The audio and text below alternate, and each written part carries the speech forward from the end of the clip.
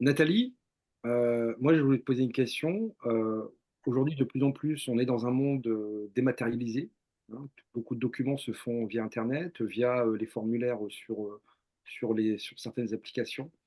Euh, Quels sont les enjeux de la dématérialisation face à l'accès au droit? Parce que ça pose un problème d'accès au droit, et on le voit très bien sur les taux de non-recours. Voilà. Alors, je te laisse nous dire quelques mots dessus, Nathalie. Je vais compléter ce que disait Pascal, hein, puisque je suis aussi directrice d'un centre social, donc à l'autre bout de la France, puisque je suis directrice d'un centre social dans les Alpes-Maritimes, qui n'est pas un territoire facile, puisque c'est un territoire où il y a assez peu comment dire, de liens sociaux. On fait partie des départements où il y a le moins de centres sociaux. On est à 8 centres sociaux actuellement, ce qui est très peu par rapport à d'autres départements. Ça s'explique assez facilement, puisque on a un département qui est assez peu ouvrier, donc peu de culture syndicale, peu de culture collective. Et donc, les centres sociaux qui existent portent fortement, en tout cas ils essaient, portent fortement cette volonté de faire ensemble. Tout à l'heure, Guilain disait qu'on devait faire société. Ben, c'est exactement ce qu'on essaie de faire dans un centre social, c'est de faire société. Alors du coup, concernant la dématérialisation et de manière générale la numérisation de la société, elle nous est tombée dessus vraiment au moment du confinement. Tout le monde pensait que la fracture numérique s'était passée, qu'il n'y aurait plus de soucis, que tout le monde était équipé, que tout le monde était câblé, tout ce qu'on peut imaginer derrière. Alors pas du tout, hein, puisqu'au moment du confinement, on s'est aperçu que la fracture numérique existait fortement et qu'il y avait des personnes qui étaient très inégalement équipées en matière numérique, ce qui a posé vraiment des problèmes au moment du confinement, et notamment pour l'accès à la scolarité des enfants.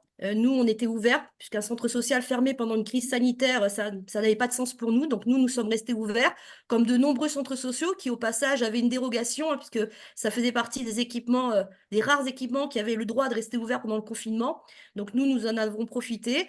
Et nous avons à ce moment-là pallié au problème de la fracture numérique, tout en s'apercevant que non seulement il y avait une inégalité concernant les équipements, mais il y avait aussi une inégalité concernant l'usage. Et on s'est rendu compte, après la crise sanitaire, que de nombreuses personnes, contrairement à ce qu'on pouvait penser, étaient très, très en retard pour tout ce qui concerne leur accès aux droits, notamment via les plateformes dématérialisées, qui sont un vrai problème.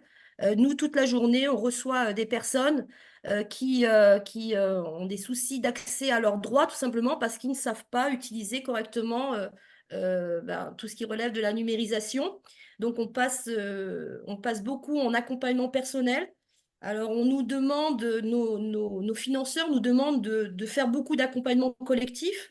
Alors, il s'avère que faire de l'accompagnement collectif sur ce type de problème, ça n'est pas pertinent, puisque lorsque vous faites une formation, un accompagnement collectif, ben, les personnes, quand elles ne sont pas confrontées immédiatement au problème, vont vous dire bah oui, qu'elles ont compris. Et une fois qu'elles se retrouvent face au problème, ben, elles s'aperçoivent qu'elles ont besoin d'un accompagnement personnel. On a eu beaucoup de soucis concernant l'ENT, notamment quand il s'agissait pour les parents de suivre leurs enfants, la scolarité de leurs enfants, et que les parents devaient passer par une plateforme numérique. On s'est aperçu qu'il y avait beaucoup de personnes, beaucoup de parents qui étaient très en retard quant à l'accès des techniques pour pouvoir accéder à l'ENT de leur enfant. Donc voilà les problèmes auxquels nous sommes confrontés. Ça, c'est le problème, on va dire, accès au droit et au droit au pluriel, évidemment, hein, qui concerne maintenant toute la vie sociale, hein, que ce soit pour accéder à ces allocations perte d'emploi ou pour accéder à ces indemnités journalières. Enfin, tout maintenant est dématérialisé. Et donc, nous sommes confrontés vraiment à la fracture numérique puisque ben, nous sommes là pour accompagner et aider les personnes en difficulté. Et donc, nous voyons bien que c'est pas gagné.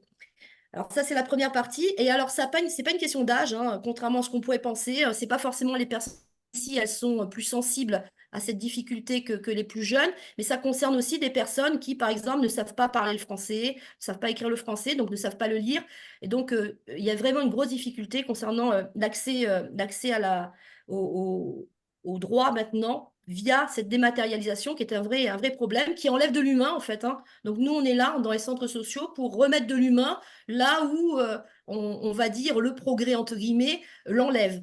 Donc, on est dans cette démarche. Et puis, il y a un deuxième aspect concernant la perte des liens humains, c'est tout le travail d'animation sociale. Nous, dans les centres sociaux, nous sommes là pour porter collectivement des projets. Donc, nous sommes là pour amener de l'humain partout, en fait.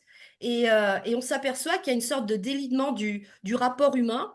Et donc, nous avons beaucoup de difficultés, alors qu'auparavant, c'était quand même plus simple, il me semble, à faire participer les individus. Alors, ça touche beaucoup les jeunes, notamment, qui beaucoup restent derrière leur console, par exemple, ou derrière leur jeu vidéo, et qu'on a du mal à amener sur des activités collectives.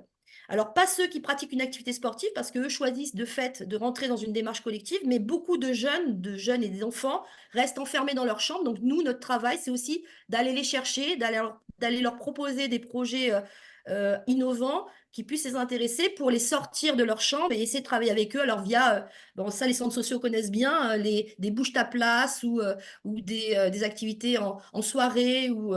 Et donc, là, on met en œuvre les démarches de l'éducation populaire qui sont encore vraiment fondamentales. Il faut vraiment défendre l'éducation populaire qui est en grande difficulté. Donc nous utilisons vraiment tous les outils pour remettre de l'humain là où parfois il a tendance à disparaître. Et en fait, on s'aperçoit, alors moi j'aime beaucoup un philosophe qui s'appelle Zygmunt Bauman qui dans les années 90 parlait de société liquide.